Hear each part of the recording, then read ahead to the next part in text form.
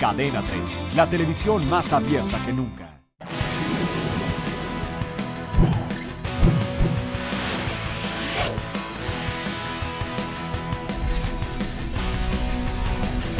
Amigos, amigas, muy buenas noches, bienvenidos, gracias por hacernos el gigantesco favor de acompañarnos en una emisión más de En Compañía de. Para mí es un verdadero placer el poder platicar con un joven actor queretano, 100% Cadena 3. Él ha sido protagonista de 3 de nuestras historias. Ustedes saben que Cadena 3 somos un canal muy joven. Al igual que él es joven, somos un canal pujante, al igual que él es un actor pujante, y me da mucho gusto poder coincidir, bueno, más bien no coincidir, sino haber venido a Caracas, Venezuela, a encontrar al señor Eric Heiser. Querido Eric, ¿cómo estás? Bien, muy bien. Buenas noches. Feliz de estar contigo, Gusto gracias. verte. ¿Cómo van las cosas? Bien, muy bien, ya en las últimas semanas de grabaciones de la telenovela, y muy contento, a punto de culminar con esta experiencia que ha sido vivir aquí en Caracas. Eric, vamos por partes. 32 años de edad, procedente de la maravillosa, hermosa ciudad de Querétaro. Así es. Ok, ¿hijo de quién? Hijo de Manuel y Ana María. Ok, ¿qué hace Manuel, tu papá? Manuel Mi Heiser. padre es ingeniero civil, se ha dedicado prácticamente toda su vida más bien a administrar, y en sus últimos años de vida ha coqueteado un poco con la actuación, y actualmente también está escribiendo. Escribiendo libros, novela. O sea, ¿ha actuado tu papá? Ha actuado, empezó a actuar a los 60 años, hizo su primera obra de teatro y al parecer amenaza con montar la siguiente. Pero, ¿y eso por qué? Pues por gusto, en realidad, tanto mi madre como mi padre... ¿Tengo un hijo actor, yo quiero ser actor o qué?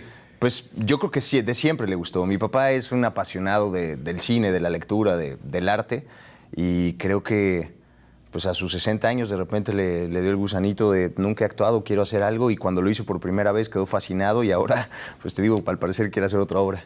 ¿Qué obra hizo tu papá? No me acuerdo, ahorita me quedé pensando, ¿cómo se llamaba la obra? Fue una obra en la que él interpretaba a un señor que estaba en un asilo de ancianos. Ajá. Y para mí fue maravilloso porque, digo, en ese momento tenía 60 años, ¿no? Y justo yo estaba entrando en este momento en el que uno comienza a ver a sus padres ya grandes. Y para mí verlo actuando a una persona todavía de mayor edad fue impresionante. No me acuerdo del título de la obra, si me acuerdo te lo digo ahora. Ok, ¿y tu mamá? Mi mamá, como profesión, es maestra de inglés. Se dedicó poco tiempo a eso. En realidad, a lo que se dedicó fue a llevar el libro que escribió mi abuela. Es un libro que ha enseñado a muchos mexicanos a leer y escribir, que se llama Mi Libro Mágico. Ok. Es un libro que lleva ya 60 años en el mercado. El primer libro, que es un libro para preprimaria, lo escribió mi abuela, y los libros subsecuentes, que bueno, son libros más bien para kinder, los escribió mi mamá. Entonces, pues ella se ha dedicado, junto con el resto de mis tíos, a llevar pues todo lo que es la esencia de Mi Libro Mágico y la explicación del método, que es un método ecléctico, alrededor de... ¿Qué es ecléctico? Ecléctico es un método que combina varias técnicas. Okay. En resumen, para ser breve con esto, es un libro que te enseña a leer y escribir al mismo tiempo. Quizá ustedes recuerden este libro que habla de mame, mimo, mu, mi mamá me mima, este libro que tiene unas hojas calcas. Ese es Mi Libro Mágico. ¿Y es de tu familia? Orgullosamente de mi abuela y de mi madre y de mi familia. Carmen Espinosa Elenes. Ajá. Se llamó, no tuve la fortuna de conocerla.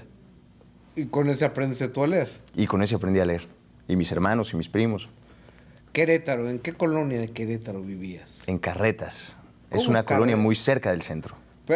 Platícame cómo era un día en la vida de Eric Heiser. Hermoso. Creo que tuve una niñez muy afortunada. Yo siempre fui un niño muy inquieto. Y agradezco que haya tenido todos esos espacios para poderme mover como se me antojaba. En el agua. Tenía un parque a una cuadra de mi casa, un parque bastante grande, que es el Parque de Carretas.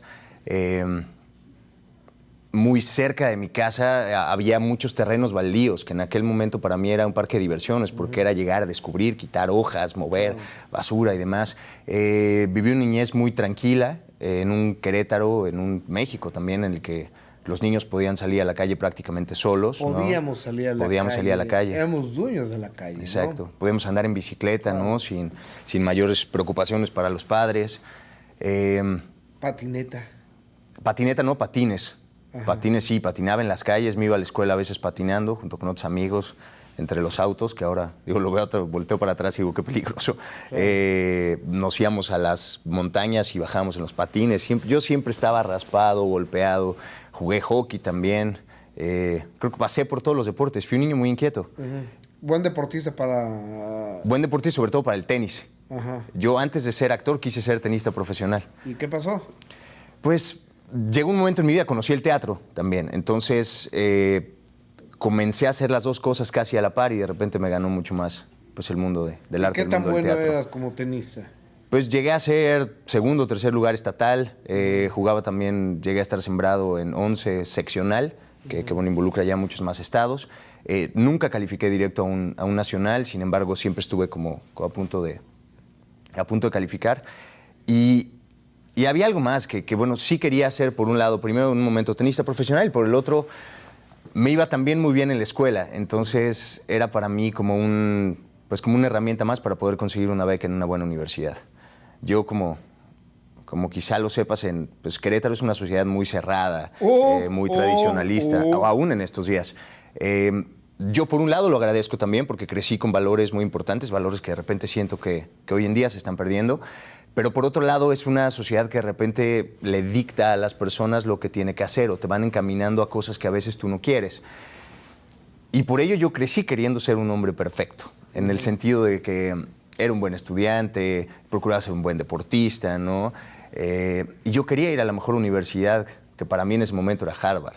Entonces, toda la preparatoria yo me la pasé pues, haciendo una buena preparatoria, sacando buenas calificaciones, seguía jugando tenis y decía, pues yo quiero ir a Harvard para poder aplicar a una beca. Que obviamente yo no podía pagar una escuela, bueno, mis padres no podían pagar una escuela como Harvard. Que debe ser carísima, ¿no? Carísima, carísima, carísima. ¿Y qué pasó?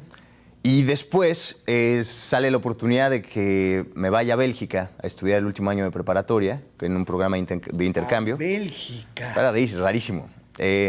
Mi padre... Nunca lo había... Toda mi vida nunca había escuchado que alguien fue a Bélgica a estudiar. Pues fue por cuestiones del destino, creo yo, más que por otra cosa. Mi padre es rotario, entonces a través de... ¿En Bélgica qué idioma hablan?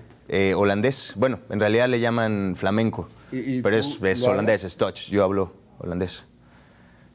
Ahorita me cuentas. Bueno, la historia fue... ahorita me cuentas por qué, o ¿sí? sea, no entiendo. Yo originalmente quería irme a Francia. Entonces, en este tipo de programa de intercambio, tú podías aplicar a 3 países. Y dependiéndose del cupo o del destino, lo que fuera, ya te mandaban a ese país. Entonces, yo apliqué a Francia, después apliqué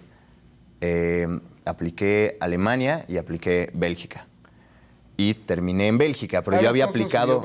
Hablo francés, hablo holandés y inglés y español. ¿Y alemán? Alemán no. Alemán lo entiendo porque es muy parecido al holandés, al flamenco. Pues si hubieras ido a Alemania, pues hubieras sido hombre en el agua, ¿no? ¿O qué? Pues creo que sí, porque mi apellido tiene raíces alemanes. Ajá. O sea, pero, ahorita regresamos a esa parte, pero ¿por qué aprendes holandés? Pues... para poder, o sea, yo te puedo decir que en primera instancia para poder comer, porque yo llegué a Bélgica. O sea, o sea, ¿tú llegaste a Bélgica sin hablar holandés? Yo llegué sin hablar ni jota de holandés, nada. Yo sabía que sí se decía ya y que no se decía ne. Ajá. Y era lo único que yo sabía.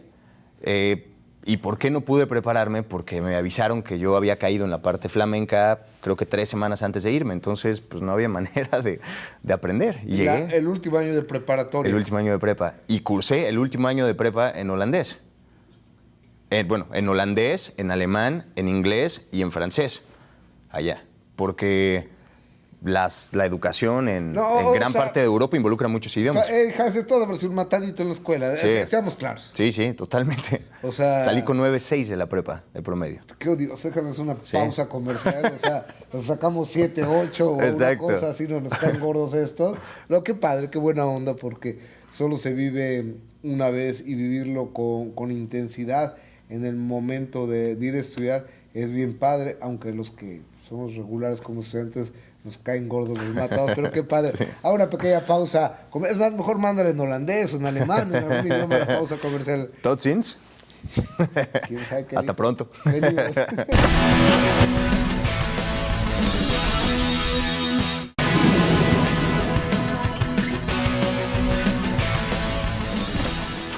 estamos de regreso a la presencia estelar de Eric Heiser. ¿Heiser de dónde es o qué? Dicen que alemán, aunque investigando un poquito más a fondo, yo creo que las raíces son mucho más holandesas que alemanas. Porque cuando estuve en Alemania pregunté, traté de conseguir información, porque eso es algo que me apasiona, saber de dónde venimos, de dónde viene tu nombre y demás. Y no conseguí tanto en Alemania. Sin embargo, la gente en Holanda me decía que por la fonética del apellido y por los rasgos de la familia éramos mucho más holandeses. O sea que quién sabe, al parecer alemanes. O sea, güeritos de ojos claros. Güeros, ojos claros, sí. Todos. ¿Todos? Todos. ¿Cuántos hermanos son? Somos 3 hermanos. Somos 2 hombres y una mujer. Yo soy el último. ¿Se llama como tu hermano mayor? Mi hermano se llama Voltar. Voltar. Mi hermana Heidi. Voltar Heiser, Heidi Heiser. Y Eric Heiser. Y Eric Heiser. Voltar es un hombre vikingo, que mi padre pues, es un apasionado de toda la cultura nórdica, de todos los vikingos y demás. Entonces le pone Voltar a mi hermano, a mi hermana Heidi, sobre todo por las raíces alemanas, y a mí me pone Eric como el vikingo Eric el Rojo. Oye, ¿y qué les decían los güeros, los vikingos, los Heiser? ¿Cómo los llamaban? Siempre ¿no? Heiser, tanto mis hermanos como yo hemos sido Heiser, más que llamarnos por los nombres, siempre por el apellido. ¿En qué colegio ibas tú? En el Nuevo Continente. En el Nuevo Continente. Oye, ¿y qué pasa cuando regresas de Holanda? De Bélgica. De Bélgica, perdón. Regreso de Bélgica y pues yo tenía 19 años, estaba en un momento de decidir qué quería hacer con el resto de mi vida. Estando en Bélgica, yo internamente ya había tomado la decisión que quería ser actor más que cualquier otra cosa en la vida. Yo ya tenía las solicitudes que te decía de Harvard llenas. O sea, pero ¿qué te hizo tomar esa decisión? Yo siento que el estar en contacto conmigo mismo allá y que cuando tú sales de una burbuja social, del mundo en el que vives, de todas tus comodidades y te enfrentas a un mundo totalmente desconocido, como lo fue para mí ser un estudiante de intercambio en Bélgica, tuve mucho tiempo para estar en contacto conmigo y con lo que quería y sin prejuicios. Yo siempre he dicho que allá era un ser humano completamente desnudo, conociendo otros seres igual, que no tenían ninguna... pues eran igual de abiertos conmigo, al igual que yo lo era con ellos. Entonces, yo dije, lo que realmente me ha apasionado siempre en la vida, donde mejor me he sentido, es en el escenario. Porque te puedo decir que yo recuerdo el primer momento que yo me subí a un escenario ya de manera un poco más formal, como si hubiera sido ayer. Y esa fue mi reflexión allá. Dije, yo no voy a vivir para la gente, ni voy a vivir de lo que la gente quiere que yo haga o de lo que la gente quiere que yo sea. Yo quiero ser actor. Entonces regreso a Querétaro. ¿Qué carajo? Aparte no vas a vivir una vez, no vas a pedir permiso a la gente de vivir tu única vida como tú quieras, ¿no? Exactamente, pero a veces uno no... Hay mucha gente que lo vive así. Y yo como adolescente, ¿no? Adolescente ya un poco más maduro, pues no sabía todavía y estaba confundido hasta que dije, yo quiero ser actor. Entonces regreso a casa de mi madre. Mis padres están separados desde que yo tenía 13 años. Yo viví la mayor parte del tiempo con mi madre. Complicado, ¿no? Es muy complicado. Ser hijo de divorciados. Sí, lo es. Lo pienso mucho más ahora de lo que lo pensaba antes. O sea, ahorita me doy cuenta del trabajo que me costó. Antes lo veía como que de manera mucho más fría. Hay un mosquito. O sea, esto a punto de hacerte así, pero que se va a sacar de onda. Sí, ¿qué onda? Bueno, regreso de Bélgica, decido estudiar, ser actor, hablo con mi madre y me dice, cuentas conmigo, tienes todo el apoyo. En gran medida porque, como te medio decía hace rato, porque yo crecí en un mundo rodeado de arte. Y mi hermana ya se había ido a México a estudiar actuación. Mi hermana estudió actuación también en el CEA, en Televisa, y trabajó un rato para Televisa. Entonces ya la puerta estaba abierta para mí. Por un lado, porque mis padres ya me habían visto en cuántas obras de teatro hice en la escuela. Y por el otro, porque siempre me apoyaron.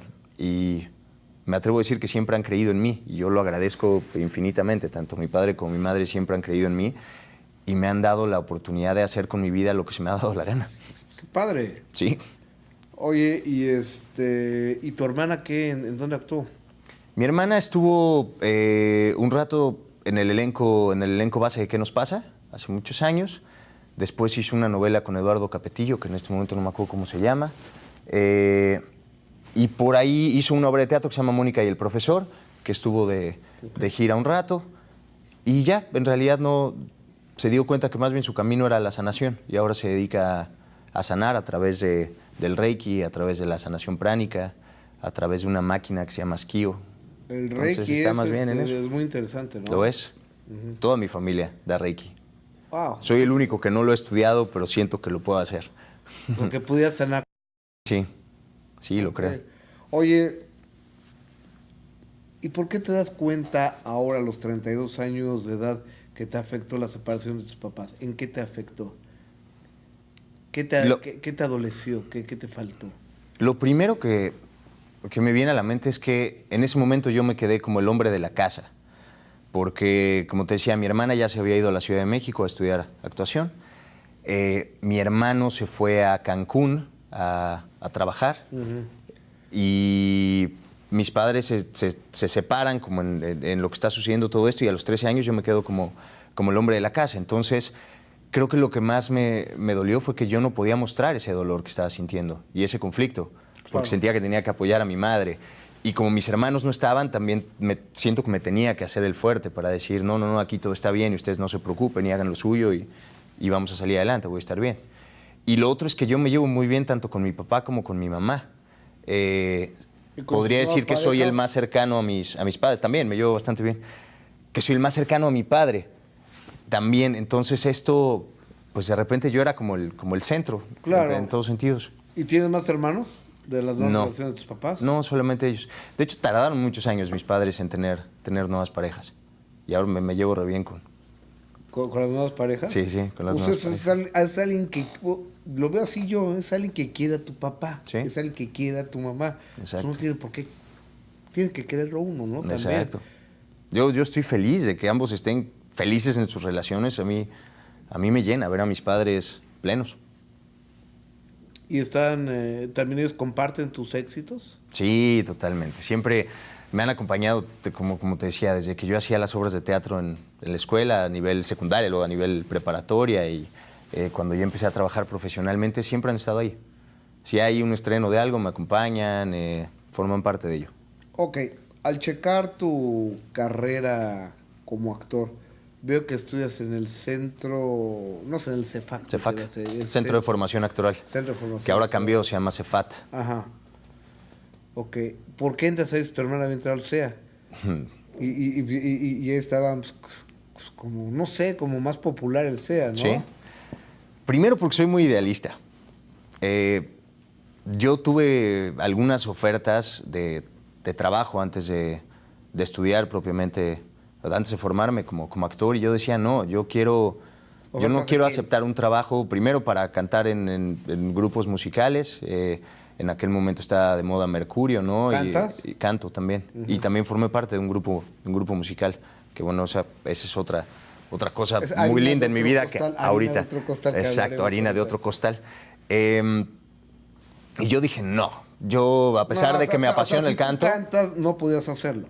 No, sí. Esos grupos, o sea, el ingrediente fundamental es que no cante. Exacto. Que sea plástico. Exacto. Yo no creía en el plástico. Era una época en la que yo escuchaba trova, yo me la pasaba con unos ideales, defendía como al ser humano en todos sentidos, ¿no? Con ideales.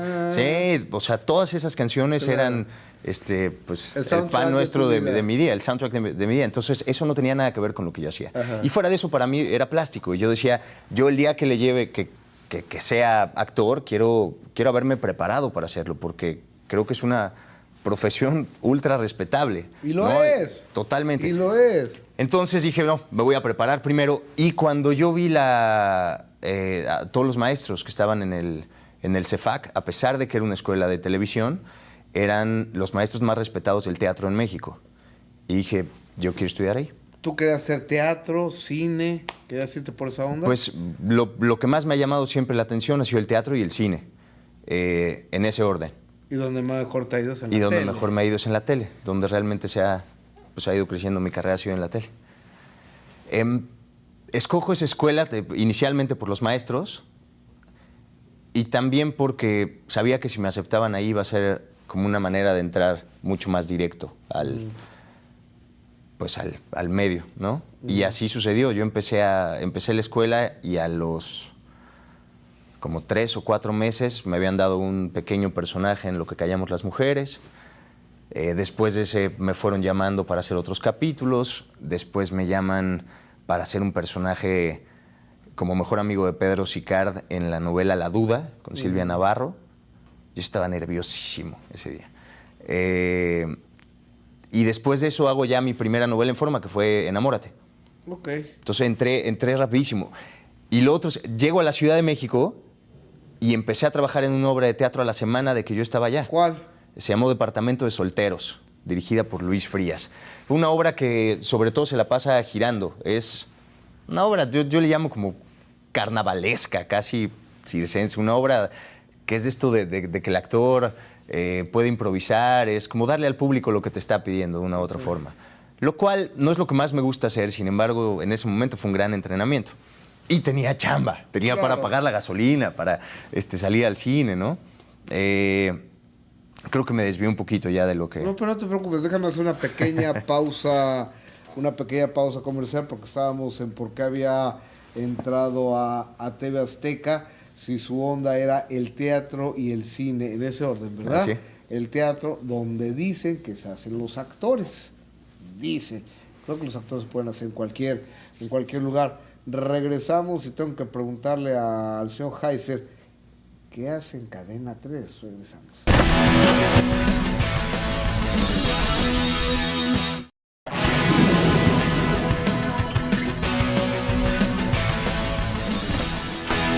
Gracias por acompañarnos, Eric Heiser. Eric, entonces estudias en TV Azteca. Así es. Y luego haces tu primera telenovela ya en forma, que se llamó Enamórate. Enamórate. Hiciste 3, 4 más, ¿no? Hice, híjole, no, como 6 más. Porque fue Enamórate, luego hice Soñarás, que fue también con Yair. Luego hice... Buen tipo ese, ¿no? Tipazo, si nos está viendo, Yair, te mando un saludos. abrazo, Tipazo, brother. un talento también impresionante. Todo corazón. Luego hice un personaje en Dos chicos de cuidado. Hice Ángel. También con Jair, ¿no? No, con Víctor y con Raúl. Y Víctor, sí. Luego, ¿qué más hice? Hice Ángel, Las alas del amor. Luego hice una con Gaby de la Garza, que se llamó algo de ley. No me acuerdo, Mientras haya vida. En fin, fueron como 7 con TV Azteca. O sea, iba haciendo una tras otra, casi 1 o 2 al año llegué a hacer. ¿Quieras o no vas a ser mía? ¿Quieras o no? ¡Suéltame! ¿No va a ser por las buenas? ¡No!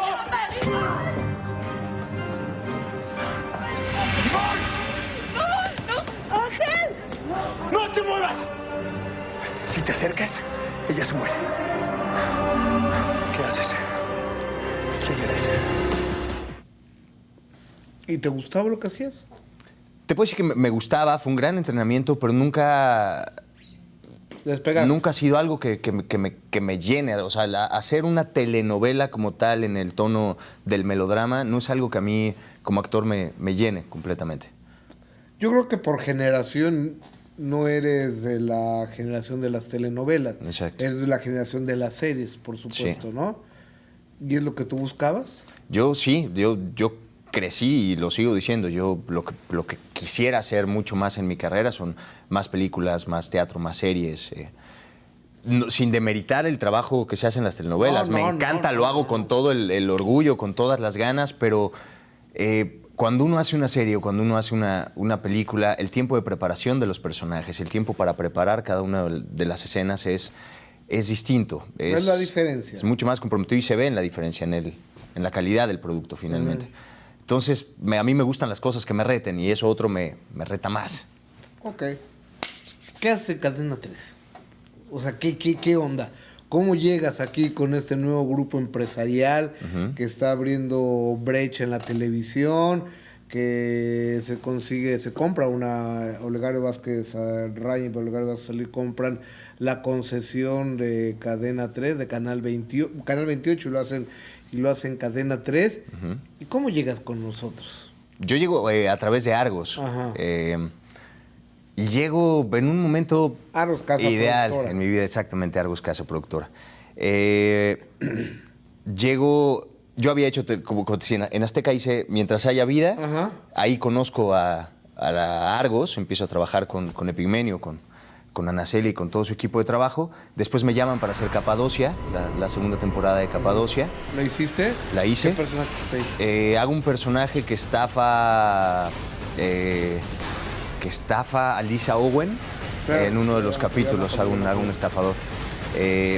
Y después ¿Qué de eso, serie esa, qué serie maravillosa, O sea, de lo mejor que he es visto en televisión. La mejor que se ha hecho en México, Sí. es Capadocia. La tercera temporada es la mejor. Dice, no he podido ver nada todavía. Tienes que ver. Ya la veré. Entonces, pues, Argos me invita a formar parte del elenco de Las Aparicio. En ese momento yo no tenía trabajo. Yo no sabía qué hacer porque también Televisión Azteca me estaba llamando, querían que yo regresara, pero en ese momento no había nada. Querían que regresara, pero no había trabajo como tal. Que regresas a dar la vuelta, a Que saludarlo. regresara y pues en ese momento estaban hablando como de una exclusividad y demás, y yo decía, pero yo lo que quiero es trabajar. ¿Qué me ofrece? O sea, yo no quiero... Digo, suena muy bonito y a lo mejor a mucha gente le gusta esto de recibir dinero sin hacer nada, pero a mí lo que me gusta es trabajar y estar mejorándome y perfeccionando pues esto que hago. Y sale el proyecto de Las Aparicio, que representaba, pues para mí también como un salto al vacío, porque era dejar toda esta seguridad que yo había tenido en Azteca durante pues, 7 años aproximadamente. ¿De eso vivías tú? De eso vivía, y de repente pues la oportunidad de hacer un proyecto que me llenaba, un proyecto en el que creía, con esta nueva cadena este nuevo canal de televisión que se estaba arriesgando a hacer algo diferente, con una empresa, con una casa productora como Argos, que para mí se compromete con lo que dice, con lo que hace y siempre está innovando. La manufactura de Argos es impecable. Y digo, va, le entro. Todavía tienes muchas cosas que aprender. Nos vemos mañana. ¿Eso significa? Eso significa que estás contratado. Nos vemos mañana. Nos vemos mañana. Entonces dejo toda esa seguridad y me enfrento a este nuevo proceso, que es de las cosas que más agradezco en la vida, porque es un proyecto que representaba para mí hablar de cosas interesantes, hacer un proyecto con temas actuales, con temas que ya no se podían esconder, ¿no? Que ya no se pueden esconder, de los cuales vale la pena hablar. Un proyecto que para mí, de manera artística, aporta un granito para que nuestra sociedad sea mejor, para que nuestra sociedad se cuestione. Implicaba para mí el trabajar con actores con los que siempre quise trabajar. ¿Con quién trabajaste ahí? Con Gabriela de la Garza. Cada semana entraba también una actriz nueva al proyecto. Entonces, trabajé con mucha gente con la cual yo admiraba y Gabriela, con la cual Jimena. crecí. Mari Carmen Farías, con Heréndira Ibarra, ¿no? Con Jimena González Rubio, con Plutarco Asa, en fin, con actores que yo respetaba, que eran casi de mi generación, pero que yo siempre decía, wow, un día voy a trabajar con ellos, un día voy a hacer una película con ellos, Claro, y ahí estaba. Claro, porque ellos habían empezado antes que tú, puedes. Exacto. Y lo otro es que era un nuevo formato, ¿no? Que si bien se parece mucho a la telenovela, se hace de una manera distinta, se cuenta de una manera distinta y pues creo que es claro, el lenguaje es otro. Y así llego a Cadena 3 y me siento feliz de haber tomado esa decisión. Creo que me ha hecho crecer en todos sentidos. Oye, y incluso cuando hiciste Las Aparicio, mantuviste una relación con una Las Aparicio. ¿Con quién Así fue? es, con Jimena. ¿Y cómo te fue con esa relación? Bien, maravilloso, fue muy bonito.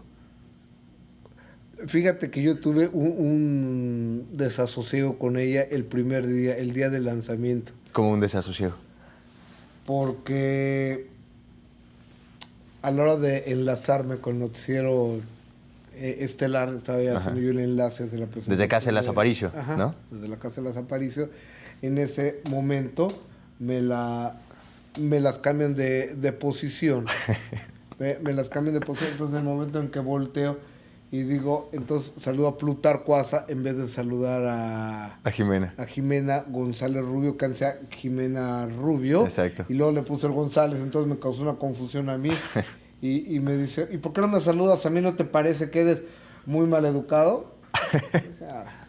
Salud, espérate. Pasamos a Plutarco Asa. Entonces tuvimos la primera bronca ella y yo, pero bueno, ya después Se limaron las perezas. ¿no? Qué bien. O sea, yo creo que es una estupenda, es una mujer yo de creo mucho que temperamento. Ella pensó que había sido una descortesía de mi parte, pero fue un descontrol. Una más bien. equivocación. ¿Esto qué pasa? Fue un descontrol, y más cuando vas en En vivo.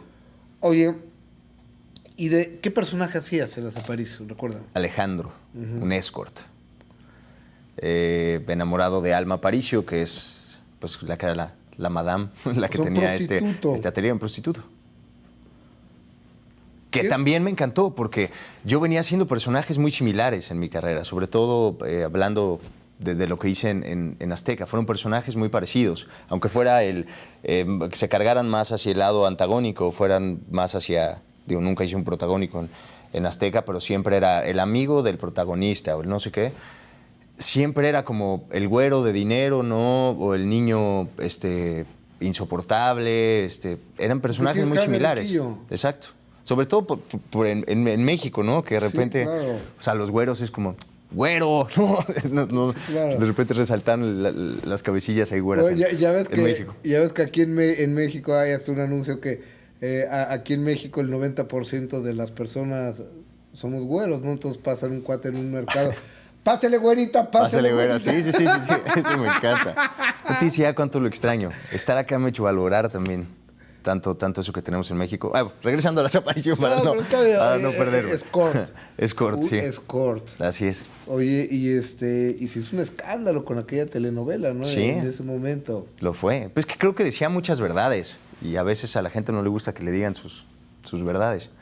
Y para mí fue un reto actoral, primero porque estaba trabajando, como te decía, con gente a la que admiro muchísimo, porque estaba trabajando con Argos también, que pues a mí siempre me ha provocado mucho respeto el hecho de trabajar con ellos, porque estaba trabajando con Cadena 3 y un canal nuevo, y todo para mí era un gran reto y un gran aprendizaje. Entonces, te puedo decir que ha sido como el proyecto que ha marcado esta nueva etapa de mi carrera.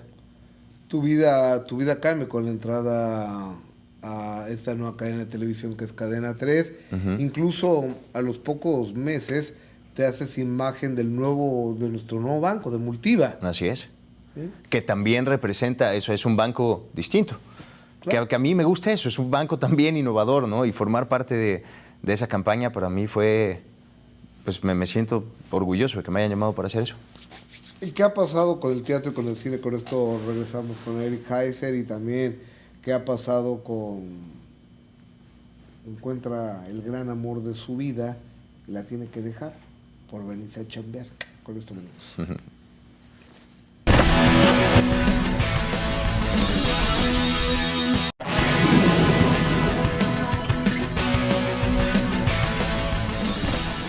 Eric Heiser González Álvarez. queretano. Tú tenías la idea firme de teatro y cine en ese orden. Luego televisión. Ajá. La televisión te ha abrazado a todo dar. ¿Y qué pasó con el teatro y con el cine? En el 2007 yo hago la última novela en ese momento con Azteca que se llama Alma Legal, ya me acordé, que tuve la fortuna de trabajar ahí con Pepe Alonso. Mi Pepe, le mando un Maravilloso, abrazo. un abrazo también. Termino eso y digo, yo quiero hacer teatro y yo quiero hacer cine. Y como no estaban llegando todas esas oportunidades a mí, decido formar una casa productora que se llama Arte Post, junto con otro actor y director ahora también que se llama Guillermo Iván. Entonces Guille y yo comenzamos con el sueño de Arte Post y comenzamos escribiendo teatro, produciendo teatro y actuando nuestras propias obras. Esto fue en el 2007. Con la idea de que íbamos a hacer pronto nuestra primera película, que esto nos iba a servir como un entrenamiento. Entonces la primera obra se llamó El Hombre Perfecto. La escribimos, la producimos y la estrenamos en 3 semanas. Nos trajimos un director de Nueva York, que es Jim Berlin, que es el subdirector del HB Studio. La escribimos en inglés y en español. Jim, aparte de ser un gran amigo, es un gran director, es uno de los maestros de actuación más respetados de Nueva York. Y lo trajimos para que coescribiera con nosotros y para que nos dirigiera. Entonces, hacemos esa obra, buscamos oportunidad de entrar en temporada en diferentes teatros, nos dimos en la cara con la noticia de que había que hacer demasiados trámites burocráticos, que había que conocer gente, que habías que... En fin, de estos manejos extraños que tiene de repente el teatro, y dijimos, pues nada nos va a detener. Podemos montar nuestra obra ahí o allá, lo único que se necesita para hacer teatro es algo que decir y un espectador. Claro. Entonces empezamos montando nuestra obra, rentando teatros por día, llevando la obra a la provincia. Nos fue bastante bien, montamos la obra en delegaciones. Hicimos una jornada de teatro popular que era, si la gente no tiene para ir al teatro o no va al teatro, nosotros les vamos a llevar el teatro. Okay. Y era de, ¿cuánto puedes pagar? ¿10 pesos, 20 pesos, 50 pesos? Pásele. Y lo que queríamos era que la gente viera teatro, que la gente entrara en contacto con el arte. Entonces, esa primera obra paga la segunda obra, que se llamó Eyoko, que es una obra que tenía Guillermo antes de que comenzáramos a trabajar juntos, una obra dirigida por Edgar Álvarez Estrada. Hacemos esta obra bajo la misma consigna de estarla moviendo y moviendo y moviendo. Esa segunda obra nos lleva a una tercera que se llama Encuentros, la cual estamos presentando en Casa Azul, justamente, en la Escuela de Actuación que tiene Argos, de Primero Ibarra. Y nos ve una mujer canadiense, ve la obra de teatro y nos pregunta qué quieren hacer con esta obra. Y le decimos, nuestra primera película. De momento, dijimos, esto nos puede dar para una película. Fue algo que se nos ocurrió en ese instante. Y nos dijo, perfecto, ¿y ya tienen algo? Sí, ya tenemos algo. Nos volteamos a ver Guillermo y yo, dijimos, no podemos dejar pasar esta oportunidad. Y nos dijo, bueno, ¿cuándo me la pueden presentar? Yo trabajo por una casa productora en Nueva York. ¿Cuándo me pueden presentar la propuesta de guión, el primer draft del guión? Danos 3 semanas. Y nos arrancamos a escribir, ya teníamos la obra de teatro, y de la obra de teatro nos arrancamos a escribir la película, en inglés, además. Terminamos de escribirla, 3 semanas después llegamos a Nueva York. Bueno, hicimos un draft de 85, 84 hojas. Un draft es como un primer tratamiento de una obra. Digo, de una película en este caso. Llegamos, lo presentamos, les encantó la idea, porque además queríamos hacer todo un combo de hacer la película, pero al mismo tiempo lanzar la obra off-Broadway y hacer toda una campaña, porque es una obra que tiene que ver con un reality show bastante macabro. Firmamos un optioning en ese momento, que es pues una especie de precontrato que se firma, en el cual le das la opción al productor de que produzca tu obra en un tiempo determinado. Guillermo y yo tenía 25 años, él tenía 26 y estábamos que pegábamos de brincos caminando por Nueva York sintiendo que nos estábamos comiendo el mundo. Claro. Y meses después nos dimos cuenta que eso no iba a caminar porque no pasaba nada con la productora, fue algo que nunca se hizo, y a final de cuentas pues pedimos el optioning de regreso, y es una película que en algún momento me gustaría hacer. Esto me trae de regreso a México con la idea de querer montar las oficinas de la productora en Nueva York. Y justo cuando estaba en ese proceso surge la oportunidad de ahora sí hacer nuestra primera película, que fue Sin Retorno. Entonces, en lugar de invertir en Nueva York, invertimos en nuestra primera película, que se estrenó en el 2011 en los cines mexicanos, que se llamó Sin Retorno. ¿Cómo te fue? Nos fue bastante bien como experiencia. En taquilla salimos con 40 copias. El apoyo al cine mexicano es bastante complicado, sobre todo cuando no traes una infraestructura con mucho capital atrás. Sí, ¿sabes cuál es el problema? No puedes competir con Hollywood. Exacto. O sea, se puede no hay competir en cuanto a calidad de historias, en cuanto a calidad actoral, eso me queda muy claro, porque somos superiores. Exacto. Pero no puedes competir en cuanto a producir, en cuanto a publicidad. Sí, no hay manera. Ni distribución, mucho menos. No. Y fue una gran experiencia. O sea, a nivel personal, a nivel humano, es de los proyectos más maravillosos que he hecho en mi carrera, porque tuve la oportunidad de coescribirlo, de producirlo, no nada más de invertir capital, sino también de hacer toda la producción, desde todo el esquema de producción, conseguir las locaciones, contratar a la gente, prácticamente llevar también la administración. Fue maravilloso, fue hacer de todo. ¿Y te costó un dineral? Y de actuarla. Nos costó pues más o menos 1/4 de lo que cuestan normalmente las películas en México. ¿Te gastaste de tu bolsa? De mi bolsa, de la bolsa de mis socios, de la bolsa de todos, que esperamos que en algún momento podamos por lo menos recuperar lo que se invirtió a través del DVD, las ventas en internet, a través de todas las demás ventanas. Esperemos que sí. ¿Y sigues en el mismo lead de teatro y televisión? Sí, me gustaría seguir haciéndolo. Este año, y quiero hacerlo por lo menos también la mitad del próximo año, es sí enfocarme mucho más a mi carrera actoral. Porque me siento en un momento muy, muy lindo de mi carrera, yo me siento muy bien. Y quiero pues más bien darle por ahí, que finalmente, a pesar de que lo otro me gusta, la actuación es mi gran pasión. Claro, por supuesto. Tengo que hacer la una pequeña pausa comercial, regresar con el final de esta conversación donde tenemos que hablar de Venezuela, bueno, el octavo mandamiento, Sí. tenemos que hablar de tu novia. Sí. ¿Te vas a casar? ¿No te vas a casar? Debería conocer qué te importa, eso es una buena respuesta. Y también tenemos que hablar del dulce amargo. Y carajo, ya que se ponga las pilas, regresamos.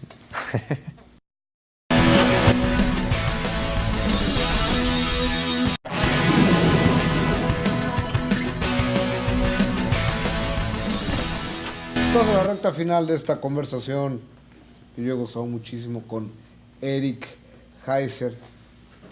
Y después de las Aparicio, llega el octavo mandamiento a tu vida. Sí. ¿Cuál es el octavo mandamiento? Que no me lo sé. No levantarás falsos testimonios en contra de tu prójimo. O sea, No mentirás, no mentirás. Qué bueno que no seas la mujer de tu prójimo, ¿no?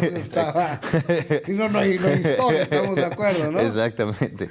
No mentirás. El octavo mandamiento actoralmente ha representado el mayor reto en mi carrera. Hacer un personaje como el que me tocó interpretar de Diego fue muy complejo en todos sentidos, y muy exigente a nivel físico, a nivel emocional. Te puedo decir que de verdad, en todos niveles terminé agotado. ¿Por qué? Después de hacerlo. ¿Qué hace Diego? Cuéntale a la gente que no se acuerda. Primero porque la historia del octavo mandamiento hablaba de un periodo, de una familia que tenía un periódico en México, de un periódico que buscaba la verdad, decir la verdad, con Saúl Lizazo, con Leticia Guijara, con Sara Maldonado, con Alejandra Ambrosi, con Néstor Rodulfo. Tiene un elenco increíble y un proyecto muy comprometido con lo que decía también, no nada más en su historia, sino en la manera en la que lo contábamos. Digo que fue muy exigente para mí porque, por un lado, a mí me dolían mucho las cosas que estábamos contando. Me dolía mucho contar la historia de mi país, de la realidad del país, por el momento en el que estamos pasando, que es un momento bastante complicado en términos de corrupción, de violencia, de muertes, ¿no? De política. De política. Y mi personaje justamente representaba todo eso que a mí no me gusta del país. Claro. Entonces yo estudiaba las escenas y sentía todo eso. Después llegaba a interpretarlas, ¿no? Para los que no lo sepan, cuando uno hace un proyecto de televisión, pasas pues 12 horas trabajando, 12 horas en un foro haciendo escenas. Entonces yo todo el día estaba en contacto con todas estas cosas que me dolían. Era muy desgastante para ti. Y yo tenía que representarlo. Y encima el personaje era alcohólico y drogadicto. Entonces esto también tiene un nivel emocional y un estado de tensión física todo el tiempo distinta a lo que vivo en mi cotidianeidad, ¿no? No, nunca me han gustado las drogas. Pero si las has probado. Yo agradezco. He probado la marihuana, por ejemplo. No satanizo las drogas, pero a mí nunca me han gustado. En realidad creo que le hacen un daño enorme a la sociedad. Sin embargo, respeto a la gente que lo hace, ¿no? Que cada quien haga con su vida lo que quiera. En el caso del personaje sí lo hacía, y lo hacía fuerte, se metía cocaína todo el tiempo. Y a mí me exigió mucho porque era muy físico, era de mucho sentimiento también, porque era la oveja negra de la familia, era el hijo que estaba metido en un mundo con el cual la familia no compartía. Y que estaba en contra de su padre. En contra de su padre, quería recuperar el cariño de la madre también, a lo que fuera. Tenía un gran amor por las hermanas, ¿no? Pero no sabía cómo expresarlo. En fin, un personaje muy complejo en términos actorales también. El personaje más maravilloso que me ha tocado interpretar, podría decir yo. Oye, y después de eso hay un periodo de alejamiento de la pantalla y llega esa historia que te trae a Venezuela, Dulce Amargo. Así es. Carajo, ¿qué le pasa a Nicolás? Ya que reaccione. Una patada por atrás a la vieja y la corra, ¿no? Exacto. Pues... O sea, eso lo dice uno cuando ve los toros desde afuera. Ajá. Pero cuando lo dejaron, cuando está el hijo de por medio, cuando está herido el amor propio, cuando... Son tantas cosas. Son muchas cosas, y cuando uno lo ve desde afuera, cuando lo vemos como televidentes, justamente pasa esto, ¿no? Esto que uno dice, ¿por qué no reacciona de una manera distinta? Y como actor a uno le toca entender a ese personaje y justificarlo. Y justificarlo, exactamente, justificarlo y encontrar todos esos motores internos que te lleven a interpretar a un personaje que muchas veces parece que no está tomando las mejores decisiones.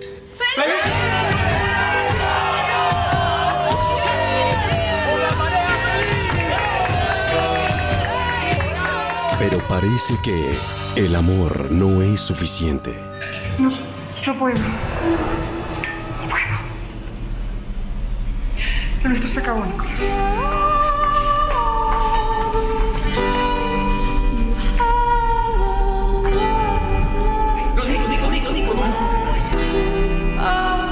Dulce Amargo llega a mi vida justamente después del octavo mandamiento, bueno, meses después, pero para mí representó un reto, primero porque era interpretar un personaje totalmente distinto al que había sido Claro. Diego San Millán, después porque es la primera vez que trabajo fuera de mi México querido, y es la primera vez que tengo la oportunidad de protagonizar como tal, ¿no? O sea, si bien había sido parte pues, del cuadro protagónico en otros proyectos, esta vez sí era pues como un protagonista un poco más claro, un protagónico.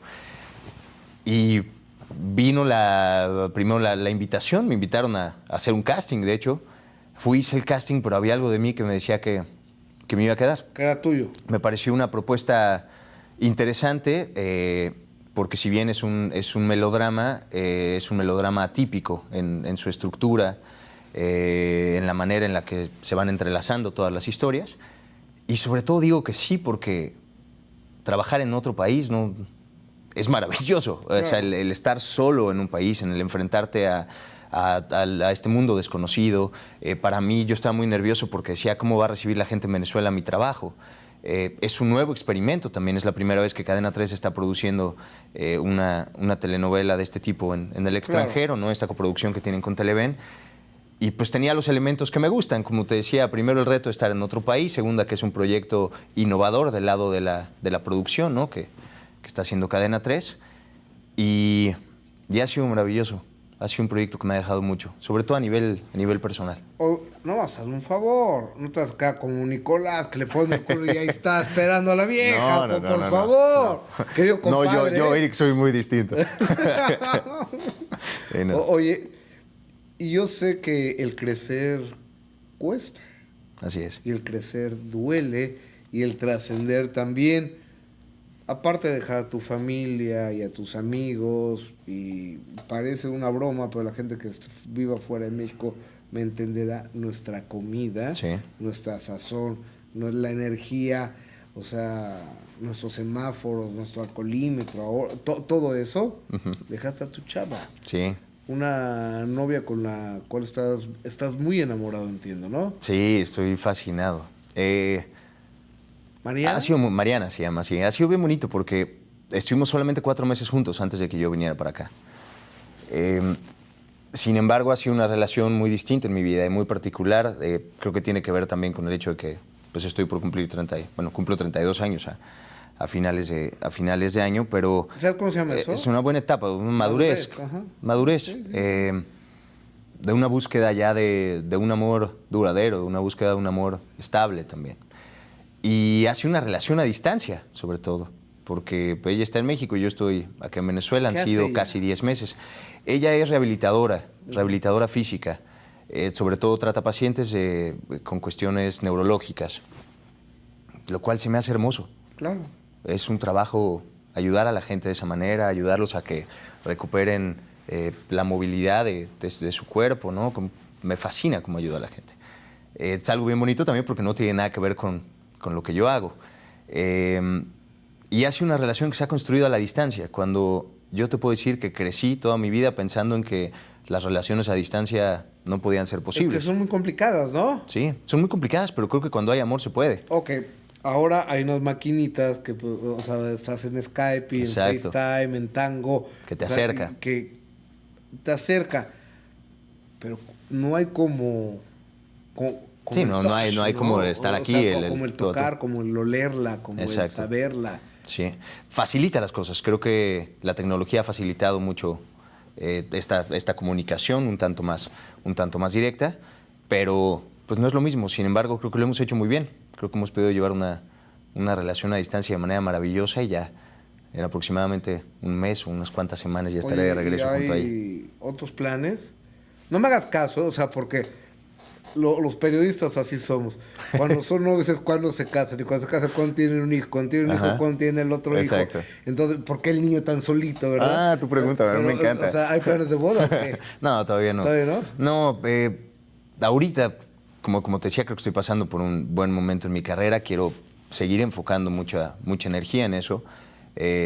También me siento todavía muy joven, o sea, quiero llevármela con calma, quiero seguir construyendo una relación con cimientos muy fuertes que sea duradera, que dure por siempre. Entonces no tengo prisa. A lo mejor pues podría llegar de pronto que algo me diga dentro de mí si ya es momento de, o que también le diga a ella y que lo platiquemos y que suceda, pero no, por el momento no. Me gustaría tener familia, me gustaría tener hijos más adelante. No, también. es otro boleto. O sea, ya cuando uno tiene hijos, ya Sí. se acabó el asunto, ya no vives para ti, dejas de ser tu prioridad. Por eso me quiero esperar Y unos los años. chamacos son la prioridad y está bien padre eso, ¿eh? Debe ser. Oye, si paso por Querétaro, supongamos, ¿no? Y hay gente que nos está viendo Bienvenido. en Querétaro, ¿a dónde tenemos que ir? Porque tienes 2 lugares, ¿verdad? A Logan's Beer House. Es un restaurante que yo siempre he dicho que es de todos y para todos. Un restaurante bastante informal, un restaurante donde tenemos una variedad de 100 cervezas distintas de todo el mundo, con una comida angloamericana, a quien se le antoja unas costillitas barbecue, una buena hamburguesa, unas cáscaras de papa, unas alitas, unas buenas ensaladas. También hay cosas para los que no comen carne o para los Claro. que quieren comer más light, Claro. como varios amigos actores, No, bueno, sí es para que vayan. Todo está muy engordador, todo Sí, lo que acabas de es un mencionar. lugar muy chévere, como dicen acá, para platicar, para tener una buena plática. Oye, y hablando de plática, esto fue una plática, hablando en términos venezolanos, muy chévere. Gracias. Gracias, querido Eric. Y para las 9 de la noche estamos muy pendientes de tu historia, de tu telenovela, porque no solo el amor, sino la vida es dulce y amarga. Lo es. Gracias. Gracias a ti. Él es Eric Kaiser, gracias por estar con nosotros. Gracias. Yo soy Gustavo Adolfo Infante. Si Dios nos presta vida y usted su presencia próxima semana, mismo canal, mismo horario, tenemos otro En Compañía de. Muy buenas noches.